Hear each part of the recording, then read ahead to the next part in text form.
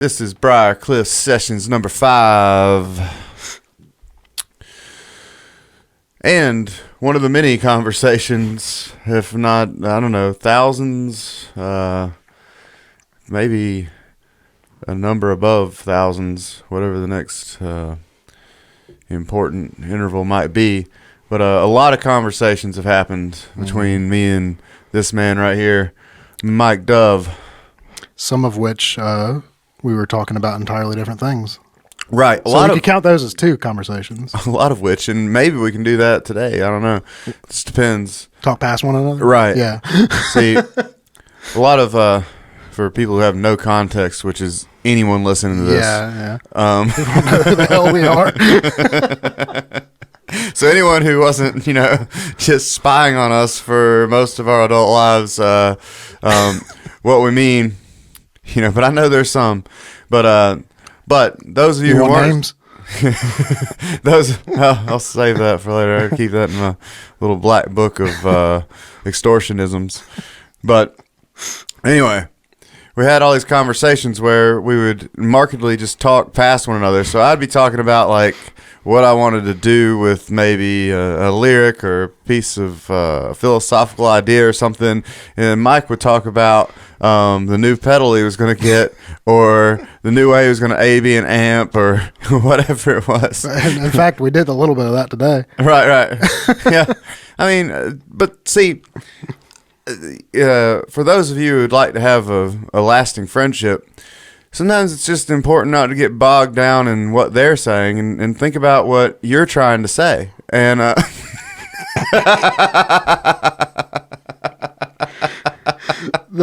think that only applies to 2 narcissists. Well, it is what it is. But that might be why we're still friends, honestly. Maybe, now that you've said it out loud. But it doesn't seem like it should be that. How long has it been? Let's see. 2000.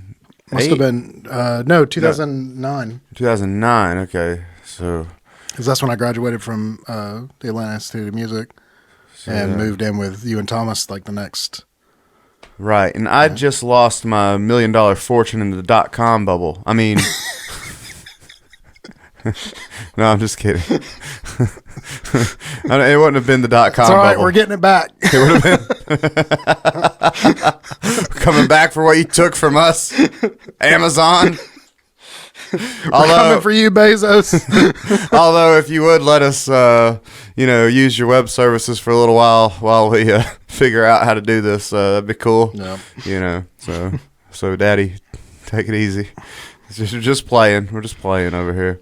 But anyway, yeah. So that was what we used to do, and maybe what we still do. But honestly, I do think it's useful because sometimes you just need somebody to we would chime in on the stuff, and then it'd be right back to whatever. Yeah. But but a lot of times we at least had a modicum of input on what the other was saying. Right. But you need to just let these things turn around in your brain over and over. Yeah, it's super useful to have people who just understand that a lot of times when you're talking, you're just working out your own ideas and need something to bounce it off of, Right. And that's a huge thing. Sometimes people will get so frustrated because I will say all of one side of a thing, and then I'll go and say all of the other side of the thing. And then they'll be like, wait a minute, but I thought you said you didn't want to do this because of, and I'm like, no, I don't know yet. I'm just trying to figure out which one I should do. Yep. So I'm arguing both ways, but, and I'm kind of like, hey, do you have anything to add on either side of this scale? Because I could lean one way or the other. I'm really, I try to be impartial about these things. I mean, there's no such thing, but, and there's always a partial to a goal, like, the right microphone for the right thing, you know. Speaking of which, this microphone is sounding great. This is the newest addition to the Briarcliff team here. Yeah. So, the number one way to commit yourself to something is, commit yourself to it, make an investment. And so, now that we are doing a podcast, before I was just, repurposing other microphones. And we had the one that's the, podcast mic par excellence, or at least the most ubiquitous one, the 7B you see on Rogan and all the other podcasts like that. But this one has been a revered broadcast microphone, and if you know, audio nerds, there's like just not really much proximity effect here. We're going real into the weeds here. Yeah, well, you know, that's fine. Let's talk about what we're doing. Oh, yeah. So, anyway, the microphone's good, and I think I'm going to be talking into it on these podcasts a lot, and it'll encourage me to have a lot of podcasts so I get to use it. Yeah, so what we're doing, which is why I come to my attention, you know, that it's not entirely clear what it is that we're doing. You know, we started making videos in our house for artists in the studio setup here, and that was actually Mike's idea. Right.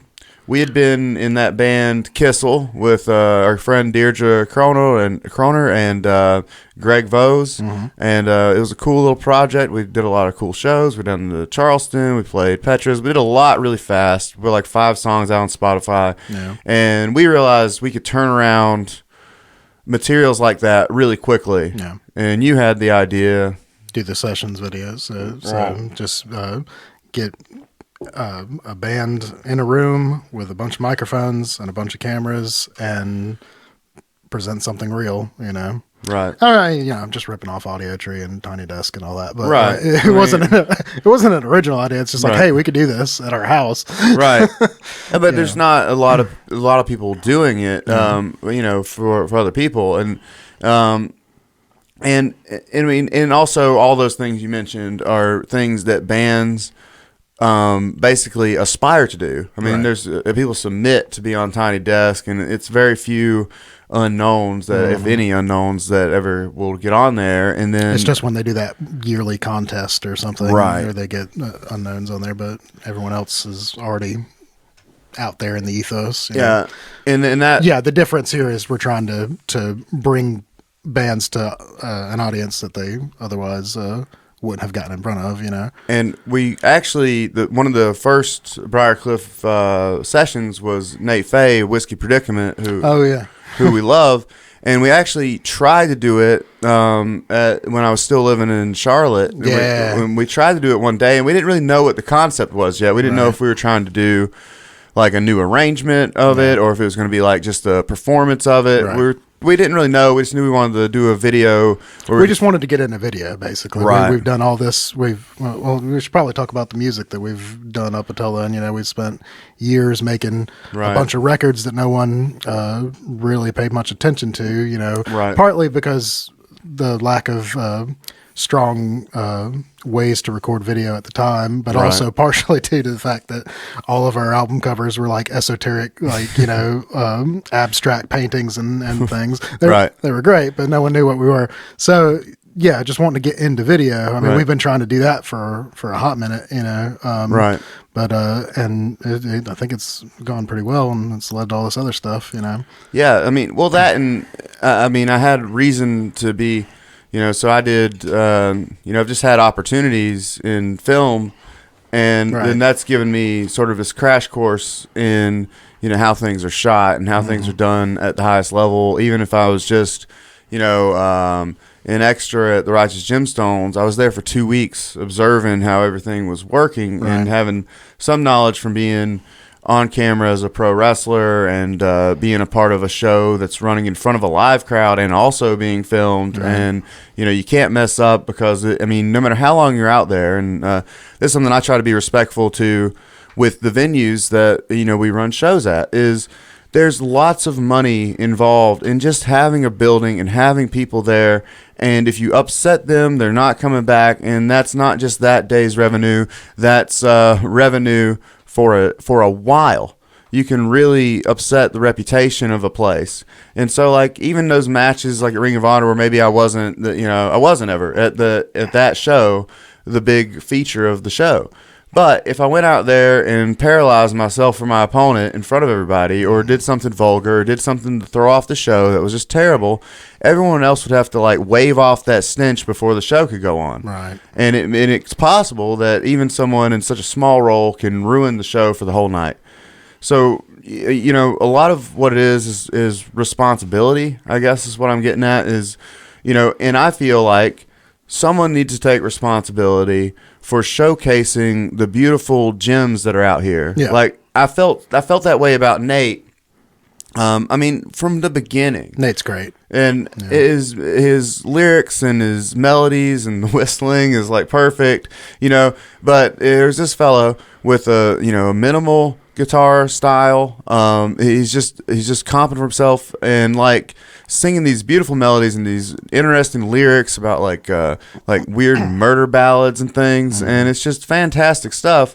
And I'm hearing him through, a muddled PA and over bar chatter. Yeah. And I'm like, this ought to be presented in a way that people can see the beauty in it that I can see through here. Right. Because, it'd be like me and 5 other people paying attention. And I'm not saying no one ever pays attention to Nate's sets because I've seen it's him. Just people rarely pay full attention in a bar setting. Especially at like an open mic or with a subpar PA that doesn't sound good and you can't understand a word they're saying. So why would you listen to it? Yeah. Right. Lots of things. You got a lot up against, that you're working against as an artist in like, the bar scene. If anyone's half-assing it on any front, then it's hard to get across. Right. Yeah. Because, we're all competing with everything. If someone's watching this right now, we're also not, is the thing. True. What we shouldn't is what I'm saying, right. Everyone feels like, if they're a musician, then anybody else gets a gig, then they like stole their gig, but it's not not the case. But for attention, that's what you're saying. I think, but in terms of what we would like to do is I want people to just like if they were like a lot of this is about, to me, when I think about music, and I hadn't really even talked about this before. So not a great singer. Even I had no idea where you're going. That's how it goes up here. But it all comes back around. We used to have just a team of people around you trying to get a vocal take. Oh man, dude, that one time helping you find the right notes, find the right rhythm. I think you've come a long way, dude. I'll say I have video footage of me leaving Yellow Mama. Oh yeah, and they were talking about investing in Sensel's Beatings, our band at the time. This is a music store I worked at the and time. I was just fighting tooth and nail to get this vocal take for the song "Child." Because I'd written this really cool guitar part and I loved the lyrics and the arrangement and everything, but I needed to sing it.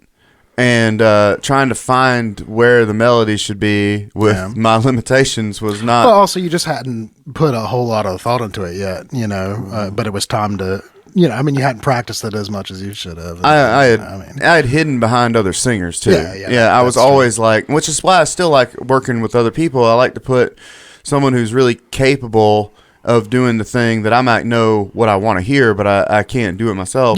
Or I could do it myself, but it'd take me a long time. I'm like, why don't I just get the guy who can do it? A lot of times you're not the right person to sing the song, even if you wrote the lyrics, which is, Right. Oftentimes you are, though. It's just like, it's other people singing Bob Dylan might not hit with people as well, and Bob Dylan's a fucking terrible singer. Right. At least in the old, technically. Right, yeah.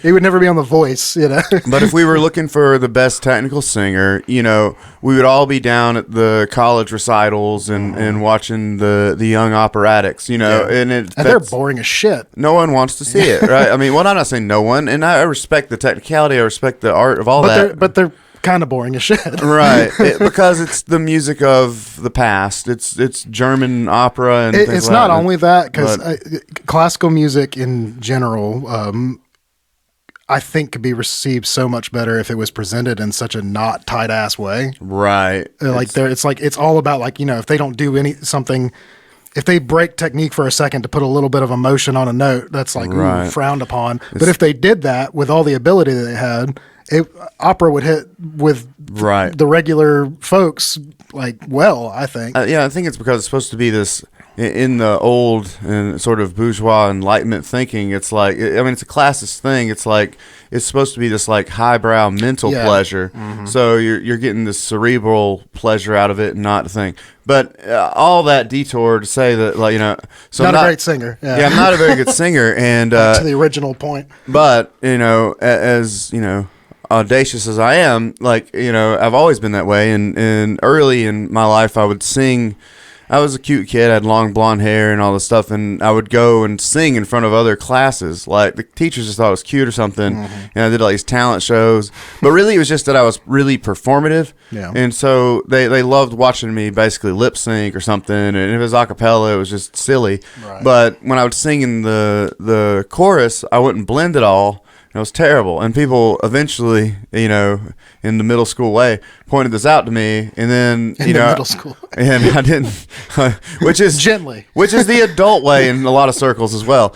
But you know, it comes back to you from some third party. But anyway, not a lot of people will look you in the eye and tell you what they think.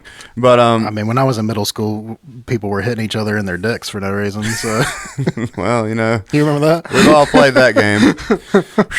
I don't, you know, and we'll see if we have any children. But we can edit that part out. But anyway, so they let me know in the middle school way that I wasn't a good singer, and then I didn't get accepted when I auditioned to do the high school chorus, which by that point they're done fooling around because they do competitions and things. And I was kind of dejected about, like, I had wanted to be a singer. I wrote songs, you know, when I was in elementary school, middle school, and I remember having a thought somewhere along the way in high school. I'm like, but people in most cultures, and I'm not sure where I even learned this at the time, were just, you know, they sang together. There was just this communal singing, and it wasn't about whether you're good or not. You were all supposed to sing together for worship or for parties, and you're all supposed to dance, whether you're good at it or not. You all, you know. Used to be everyone played a little piano and sat around and, you know, and sang together. I mean, it was a thing, you know. And it's not about who's best. No. It's about the community and sharing this uniquely human thing. Music, extremely human. I think it might be an American thing, because look at everyone else's national anthems. They're like super easy to God Save the Queen. You know, it's like 5 notes or something. Right. Look at, you know, our the Star Spangled Banner, where and the whole thing is like, you know, you get a virtuoso singer to come out to the sporting events to perform it, because the crowd can't sing along. You know, it spans such a wide range. You know? And Lord, it's all about, like, you know, just the best of the best, and that's the only people who can do this. You know, and it's like, come on. Well, I mean, I honestly think it's just really a product of Enlightenment thinking, and America is the farthest gone of the Enlightenment project, right? Because it started we don't here. Have as much history. There's no monarchy from the before times, you know. So it was all just set up here. We don't have old ass buildings to remind us of how things were. Right. Yeah. So I think some of it, but so my model is to try to bring it back to that. Yeah. So you come to an open mic, and you know, okay, well, I think you're good at singing this open mic, so why don't you come sing at my other open mic as the feature, and then maybe down the line we record something, or we put you with a band, and we've done all these things already. Yep. And it's just giving someone the tools to showcase what they already have. Why should they have to crawl through broken glass and all this stuff to prove themselves, to get the capital, to record something, and then when they get to that point, they can't take any risks. All the fun is gone, because if they lay an egg, they don't get to make another record. Mm-hmm. I'm like, well, forget that. Let's make a record now. Let's get it out, see how people feel, and let's just keep building the relationship. Yeah. Because the thing that will make any of us unique and valuable, you know, supply and demand. There's a big supply of singers, big supply of songwriters, bands, etc., entertainers, whatever. Mm-hmm. Right? There's no shortage of entertainment. We could just all cycle back through the back catalog and it'd be fine. Yep. But lost my thread. But no, but it's an epic thread, I know. But like, so what will make us unique, though, will make the supply one, is if it's about the story. It's about, Mike, he played at Zach Moss's release show, but he also has this cool neo soul project, and he also helped me arrange my single, and he does this, that. And then Mike Dove is not the guitarist who may be better than a lot of other guitarists, but that alone is not what anybody needs. Yeah. What they need is someone who cares and helps other people bring out what they want to say. Yeah, absolutely. So And that's what I've always done, because I don't write and I don't sing, and that's a partly conscious decision, partly just something I never got much into because I was doing other things. But my whole musical career has been about really being able to help others with vision realize the vision. Right. It's really hard for me just to sit in a room and do the whole thing. And I don't think people should have to do that. Yeah. Our culture is our musical culture has kind of gone in that direction. It's just like you got all these people that produce themselves, in their bedrooms, and they do all their instrumentation and all their writing, all their own singing and overdubbing and all this kind of stuff. And, that can be great, but that doesn't have to be the only way, and the best part about making music is making it with others. Right. To me. But there's a funny thing there too, is okay, just like at these like our shows, like when you're a local artist, a lot of things that you get asked to do is if you want to get paid, do a 3-hour set of songs people know. Right. But if Beyonce comes to town, she doesn't do a 3-hour set. And she does. I mean, she does songs that people know, but right. It's because they're her songs. Right.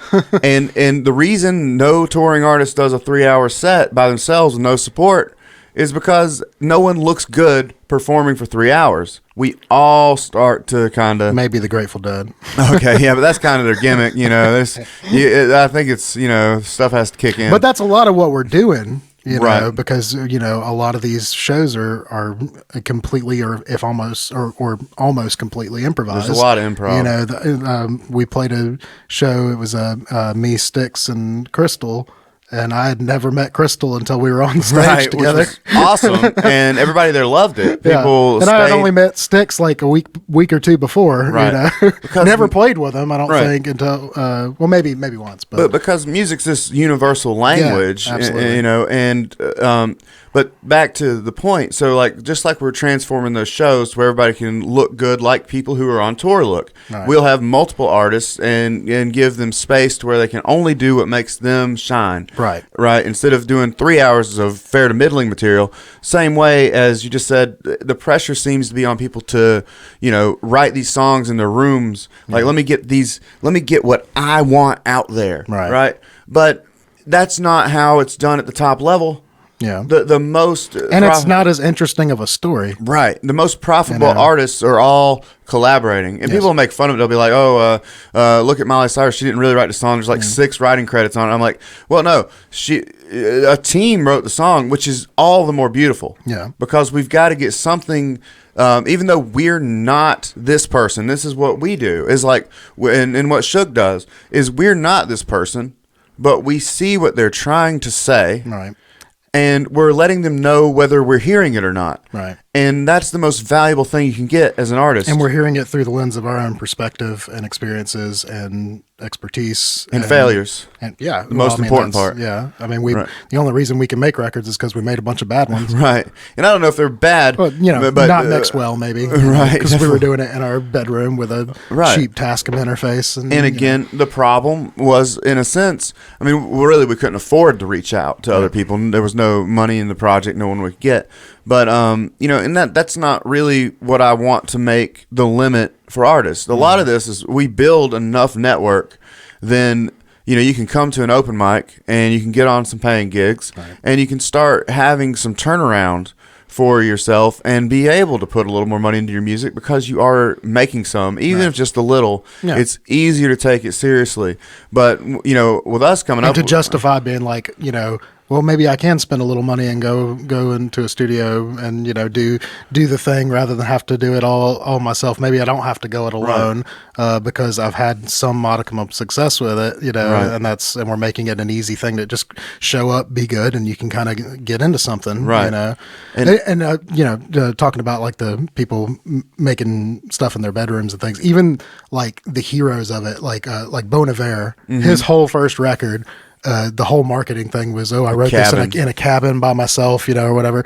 But I mean, like now he's writing songs with everybody, right? Like he's collaborating with everyone. Like he's in that Big Red Machine with Aaron Dessner, Taylor Swift, all those people. I mean, there's like a whole collective. Once he got to a successful point, they realized, hey, wait, I can write much better stuff with people, right? With other people, with other inputs. And all the biggest things have maybe not all of them, but most of them come out of some collective scene or become one, right? If you look at from hip hop and Jay-Z and all the network and that Beyonce Jay-Z thing, and then you talk about I don't know, like the Soulquarian thing, right? With Questlove and Jay Dilla and Erykah Badu, they were all staying at Electric Lady Studios and working on 4 of like the most seminal hip hop and neo soul records of all time, like all together. And then you got the Delta Blues in Memphis, and I'm forgetting the name of the studio now. You have Motown, of course, which Motown, a lot of not the assembly line, not the label, but that's a lot of where I've got inspired for what we're doing at Briarcliff, because we're in Charlotte, and all these people are moving here for economic reasons, and that's what happened in Detroit. There's the automotive boom, and in the 50s, Motown gets started up. Someone please remember the name. Barry Gordy? Yes. Yeah. So Barry Gordy's family apparently had a little bit of money, and they let him invest it in the studio, which was in a house. Okay.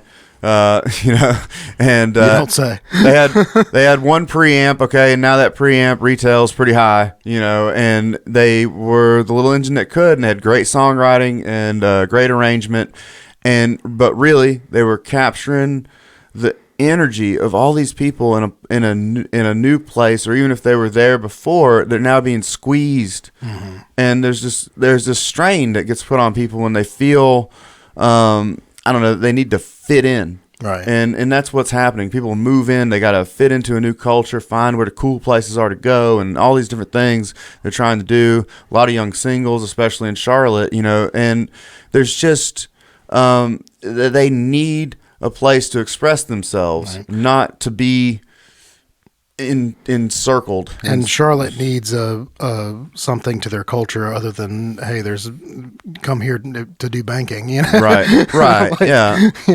Our buildings light up, like that's, it's not going to cut it. And I just don't understand why if great music was made in ancient Greece that gets remembered, even though we can't hear a note of it, right? If great music has been made all throughout time and brought people together, whether it was maybe percussion only or Gregorian chants, like people could come together and experience music in a sacred way or in a profane way. Either way, like it runs the whole gamut of human experience. And if it could happen in a cave or around a fire, then I don't understand why it can't happen at a brewery or in a restaurant or on a street corner or in our house or in our backyard. Like, especially with the way technology has transformed the landscape, there's no reason we can't come back to the primordial sort of sense of making music where it's about proximity and fellowship and all that. And creativity, making something new, feeling like, the whole cover band mentality of like, we got to play only things that people know. I'm from Spartanburg, and there was just kind of a general set list that all the bands in Spartanburg played, and because, people would get called up for this gig and this gig and this gig, and, it's just boring as hell after a while, and these were great players, right? Fantastic players. So like, this is kind of how I got my coming up. This was, guys like Shane Pruitt and Craig Sorrells and all those guys. But anyway, great musicians. There's Freddie Vanderford out there. Yeah. Shout out to Freddie. Yeah. David Azell. Yeah. Brandon Turner. Yeah. Killer. But, all these guys are fantastic musicians, but I just feel like everyone's sort of bought into the lie of you can only play this because people want to know it. People want to come out and hear what they want to hear. But it's just not the case, And maybe it is true in some of those places. But, that's true. But what we have in Charlotte right now, it's people moving from Atlanta, Right. people moving from New York, Yeah. people moving from LA, people are moving for tech and banking jobs and things like that. And they're used to being in a cultural center. Right. They're used to going out and seeing an open mic and maybe seeing the next big comedian at the comedy store, right? And now they want to have that same experience. Right. Well, the only way the next big thing will come out of anywhere is if there's a big scene. Yeah. And, what the labels did traditionally, was they would just poach those scenes. Right. But then all of our music was not music of us. It was music, and there's actually something beautiful here, but it was music of LA, There often is. music of New York, or music of Seattle, right? And these music sort of cultures would be so strong and resonate that they could be taken out of context and people would still resonate with them. The same as I can resonate with a story, out of the Bible or out of a Fyodor Dostoevsky novel. Like, I'm not in those places, but I can put myself there. Well, that there's something beautiful about that. But wouldn't it be nice if you didn't have to reach so far because you're singing a song about the shop around the corner and you're around the corner. Right. And we all are singing songs about the things we've done together. Yeah. And they can reach, and I want people to have as much reach as they want, but we shouldn't look past the people right in front of us. Yeah. It's the small connections day to day. Yeah. Every person in the venue, every person that is willing to give you the time of day and not just grab their food to go and run out when you're playing these gigs. All the things about life that compel you to look away from your phone for a second. Right. and I mean, the thing is for artists, I understand, because the reason I say this, a lot of our gigs right now are at restaurants and breweries and, and people are like, well, they're not there to listen, but I've seen so many stop and listen. Yeah. And they don't know they're there to listen until you give them something they want to hear. Right. Just like I don't know if I, and some people may hate it. It's fun. It's fun. Yeah. You don't know when you're going to fall in love, Yeah. right? You just, True. you fall, right? Yeah. And so something's going to grab you in the moment. And so if you think about it, however produced they were, however many people put them in front of you, you had a lot going on and you were just going to get your food, just going to do this, to do that. When the song that you love, that's your favorite song, came on your playlist or came on the radio or however you heard it, and it cut through the mundane everydayness of your life, well, that's what someone has the opportunity to do if we set a PA up out at the brewery. Mm-hmm. You can cut through the mundane everydayness of someone's family dinner. And, I mean, you know what I mean? Their mundane family dinner.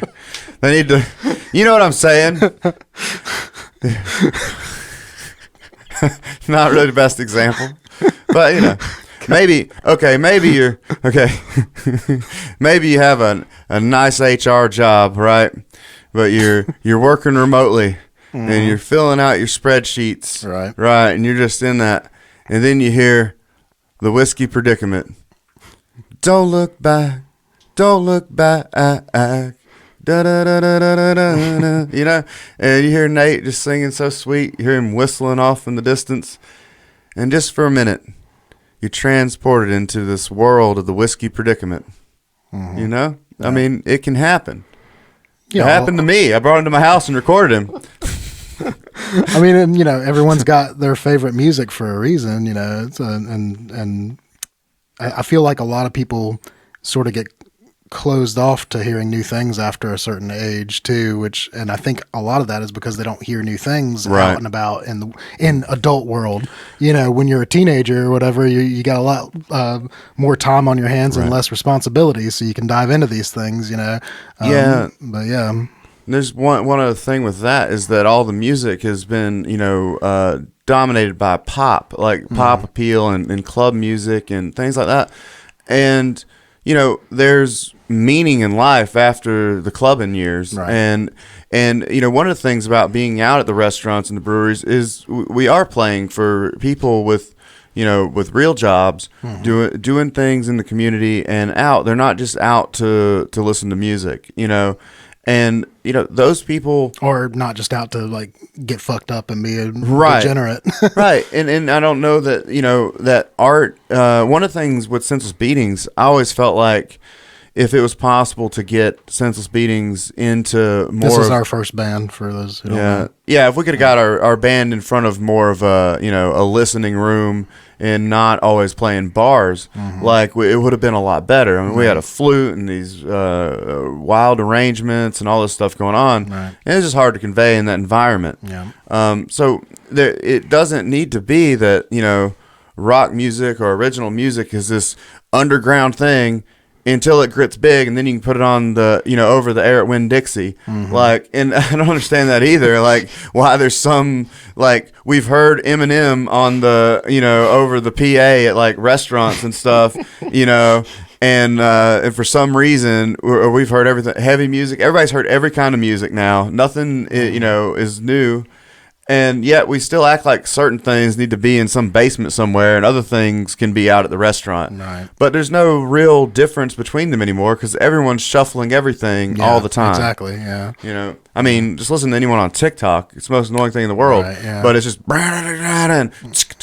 it just goes back and forth. People can deal with a lot of different things, Yeah. Well, you kind of have to. If you're born into all this information coming at you at once, you're a lot less tied down to one sound or one thing you're looking for, or what have you. But I mean, even older folks, who are, more traditionally inclined to be tied to, I like the music from when I grew up or whatever. They're getting into it when we come and play these. Oh, they love it. I've seen people.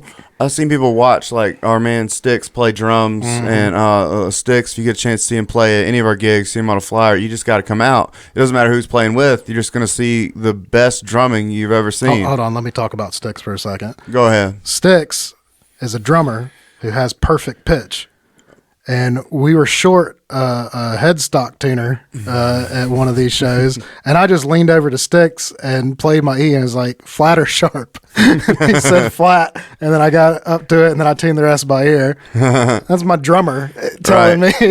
Unbelievable. He's amazing. My guitar's out of tune. Love the dude. How I found out he had perfect pitch is he was doing rehearsal at the house, and I was playing guitar, and he named an E major 7 over A by ear. If you're not a musician, it's a 4-note chord. It's not. Dude's what, when we were riding up to the last gig, we were in the car and he was naming everything. I was playing him all kinds of music on my playlist, and he was just calling out everything. It was great. He's perfect. Yeah, Sticks is the man. Awesome. So I think we're going a little longer maybe than you had time for. So, right. But I'm glad that, people can at least hear how we think about what we're doing. Right. But one thing I would, maybe just say it out loud. I was going to say it's only 38 minutes. So. Oh, okay. I just Well, we still got more to talk about. Okay, cool. I don't have any internal sense of time apparently, but you're telling me. The one thing. The opposite, because you were wrestling. Right. Well, yeah, but it's different, like doing this versus sorry.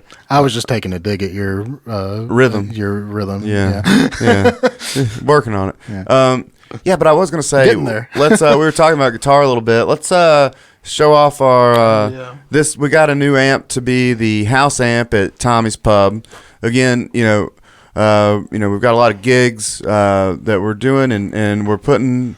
I'm not saying a lot, but we're putting, at least some gas money in the pockets of musicians in Charlotte through these gigs that we're doing. And one way we're giving back, anytime, you come to Tommy's, there's gear for you to play. And going forward, that we swapped some things around. So I got this new Vox Mini Super Beetle amp, which is cool. So we're going to demo it. And then I just got this guitar from Mike. And it's a G&L Doheny Jazzmaster copy. And so this will be there for people to pick up and play around with at the open mic for some of the jams, and And then those things sort of double as an audition. We have a lot of, sessions work we need, and a lot of, we do have a lot of guitar players, but we do need a lot of guitar players out live. We're going to try to do more and more shows, more and more private parties, and there's some place for any kind of musician who's good at what they do. Right. In the ecosystem. So please, if you see what we're doing, don't just watch on the sidelines. Come be a part. It's really for anyone who wants to work to build a community, because that's everything we get is going right back into what we're doing to make better quality content, better quality live shows, and help people express themselves better. But anyway, let's let them hear this little guitar. We got a 57 on it. Should I just play a big old rock chord? Sure, why not? Hold on. Bigger. Oh, yeah.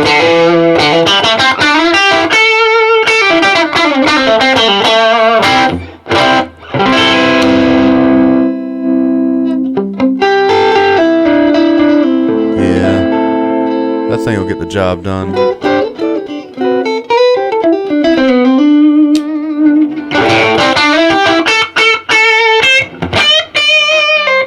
it.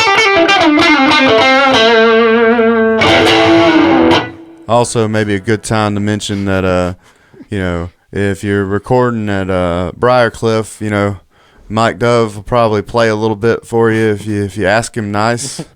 Actually, we just did that single for Drew, I'm real excited. We're talking about doing a video now, so we'll see. Drew Hines is the man, and I was really impressed with his songwriting, and he has at the very least ambitious, one man guitar playing for someone singing, which is something I relate to, because early days of Sensible Beatings was like, I had all these killers in the band. They were all, awesome musicians. And I was just trying to be like, well, I'm the guy on the guitar, so I'll try to make my chords fancy. And Drew does that. And it's a great way to make things interesting. It's a good way to be the center point in which you can build things around. Right. Someone who's interesting when they're just sitting there accompanying themselves is vastly easier to arrange around than someone who's not doing much, right. But yeah, Drew's great. Well, and it's context, right? Like, one like B flat that he was using, I'd never used that voicing, Oh yeah, me neither, actually. Yeah. Yeah. So like sometimes just that happens a lot more often than you'd think with how long we've been playing, everybody falls into I'll be teaching a lesson, and it's a song that I never would listen to, and it's like, oh, that's an interesting chord voicing, I'm going to use that, and then I write a song from it, yeah, or help write a song from it. Well, one thing about the way in the context of Drew's playing and choosing chord voicings as an artist is what we want to do is create a community so that someone can stand out, because where do they stand out if they're not in a community involved somewhere? Right. Same way with your vocal melody. If it doesn't have an interesting context, true. Sometimes the simplest melody, just because the chord voices are changing. Right. Like Somewhere Over the Rainbow is something that you hear it without words or anything in any language, you know what it is. The only reason that melody can do what it does is because the chord progression is interesting. And like all those old jazz standards that came from the American Songbook, it was like musicals at the time, a lot of it. It's just like they're all extremely interesting. The chord progressions that move around a lot, which is something we kind of got away from with pop music, and country and all this other stuff, where it's just, 3 chords and the truth or whatever is what the motto or whatnot. But I mean, there's like a lot of melodies that people miss out on when you don't do that. But yeah, I was surprised by that chord voicing too with Drew. But yeah, he's doing it right. Yeah, and you, I guess the reason I bring it up is, you play the entire arrangement besides Drew's original guitar part, and then the trumpets, right? So I thought what I did was cool until you sent me the trumpets. I'm just like, oh, that's great, right?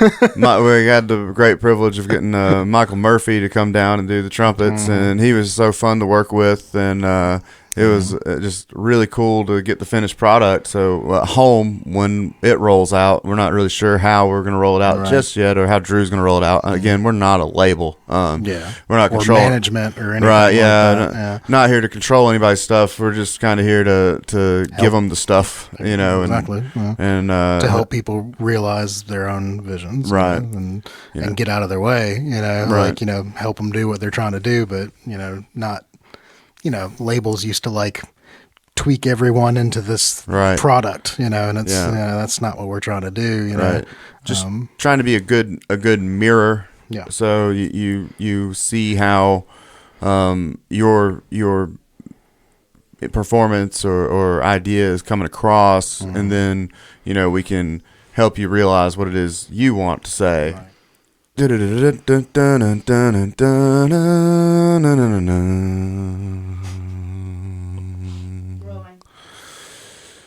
Oh man, I had to get a different tint of beverage. It was just, I had to get a glass that wasn't empty. Right. Well, in other words, we got thirsty running our running our goddamn mouths. Right.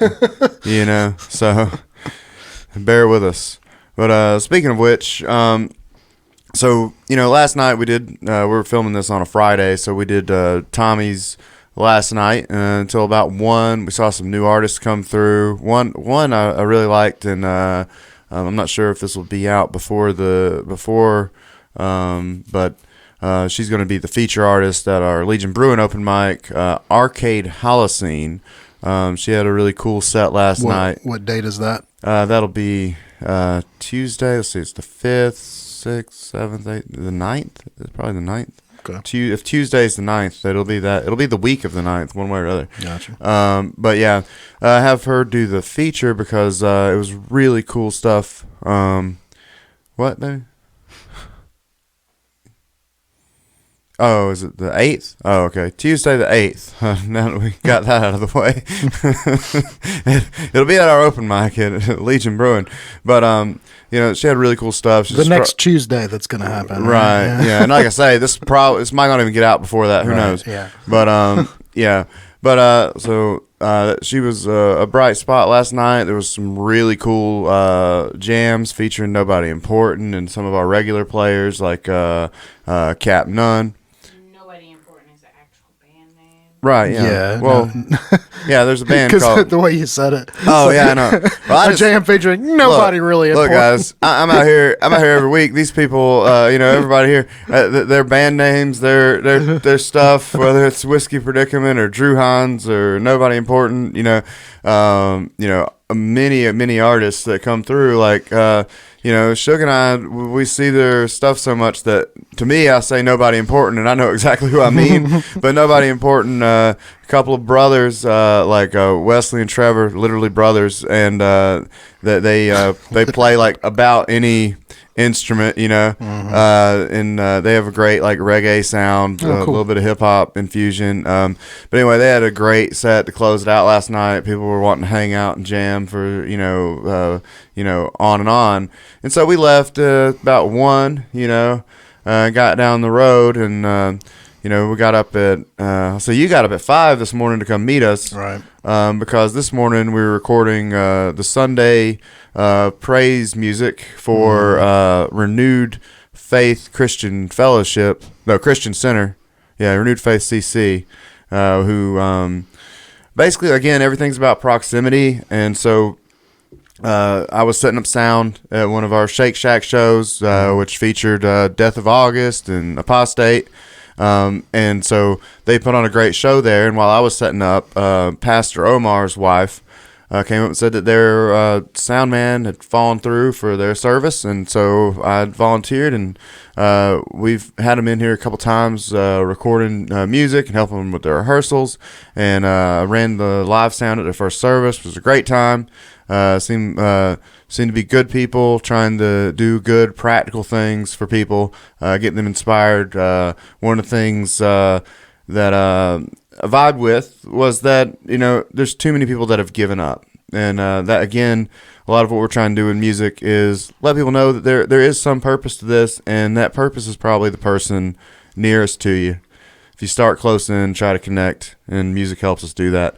But anyway, all that. So you came down here to help us do that this morning, and you've been in since, I don't know, about 9, and you got to learn their songs and play them on the spot. It was a good time. Yeah. Right. And build drum beats and still not done doing that part. So yeah. But I'm gonna edit the video tomorrow. Right. So we're gonna jet back to Charleston. Right. Get a little bit of sleep and then wake up and keep doing this thing because it never ends. Right. And it shouldn't. Right. We want to do as much as we can for as many people as we can. Because that's important. Right. That's what we're here to do, really. And if we can just, I mean, and I think I've said this a few times, but I'm not sure that it's a trope of pop culture yet, so I'll repeat it. In our experience, we can be in just completely different times. You can just be waiting on the person to finish what they're saying, like maybe we used to do. Or I'm doing it right now. But you can always be just like in a different moment than the person you're right in front of. You can be, this guy in front of me is taking forever to pay for his order or whatever it is. Yeah. And our experience of time can be very different than the time that ticks on the clock. Mm-hmm. But when we play music, we have to find a way to get on the same tempo, the same time. Right. And so it really does have this ability to connect us. And I really do believe that all the meaning is right there in the connections with the people in your life. It doesn't have to be that you're a world-famous superstar or anything like that. We can have meaningful community right here. We can love each other. We can support each other right here. Yeah. And not support each other out of pity, but love and connect with one another. It's community. It's just like social media and the internet has kind of shattered or I don't know, just made the sense of a small community unpopular or like it's not important or it's not the thing, But I mean, it's really the only thing worth doing in a lot of ways, I mean, I've got maybe 8 or 9 people in my life that really make my life. You know what I mean? And it's getting, bigger now that we're working with a lot of people, in very meaningful ways. But, but that's enough. Like, I mean, if you have a handful of people that like, you're can find meaning in, then, but that's your world, and that's enough. And then, I mean, but the great thing about this is, interacting with so many different artists and different venues and different patrons of those venues. You different people from all kinds of different backgrounds. Yeah, and you start to see that just how limited your own perspective is. And there's always the potential for some bubble bursting moment. Oh, I never thought to play it like that, or I never liked that type of tone. And then somebody comes along and they're doing something that you otherwise can't stand, but they're doing it just right and it suits them. Right. And it changes your perception of the whole thing. And right now I feel like that's happening to me just all the time. And that's the credit to the strength of the musicians that are just right here. The people that come through on a Tuesday night, on a Thursday night. Yeah. It's not... that I have to, dig through playlists on Spotify. The people will walk in and they'll have something to offer you. Right. And maybe it's not refined, but maybe that's because it's your responsibility to be there to help them refine it. Right. If you can communicate what they're doing for you, what they're not doing for you, maybe. And sometimes part of the moment is the fact that it's not refined. You're able to see it on the ground floor, Right. Like it's not just us being able to see potential greatness in people, like, the fans, who don't know they're fans yet because there's nothing to be a fan of. Right. See a diamond in the rough and they can do the I knew him when sort of thing, Right. But yeah, it's artist development is just crucial. Like we have to do it because someone has to do it. Right. And if we want people to feel like they have enough purpose, enough reason to do something artistic and use their voice to say what they got to say, then that's what we got to do. And, and now, it's not a big puff your chest out sort of thing.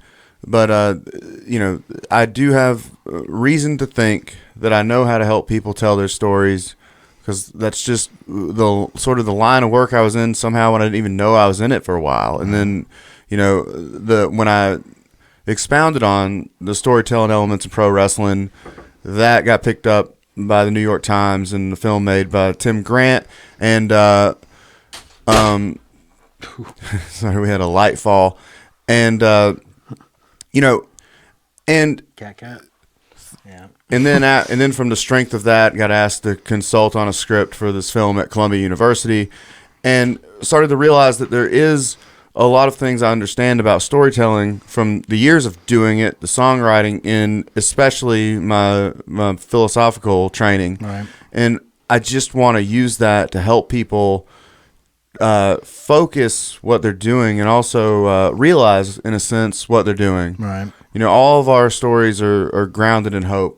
Yeah. If you clicked on this podcast, you hoped it would be entertaining, or you hoped it'd be terrible and you make fun of it, but you hoped something. Right. You were desiring something. And so the structure of all of our interactions is hope. We're hoping for some outcome. Right. If we can just sort of realize how much we want the best for each other, then we can do a whole lot here. And I guess I'm going to close her down. Hope against hope. Right. Yeah. So, anyway, we're going to keep this train moving along. We're going to let Mike get back and do some video editing tomorrow for the fine folks at Renewed Faith Christian Center. Yep. And then I can't wait to see who we get to work with and what we get to do next. right. And I've got to go watch a great show at Legion Brewing tomorrow. We're doing in their beer garden on West Moorhead. Cheers, fella. Hell yeah. Briarcliff.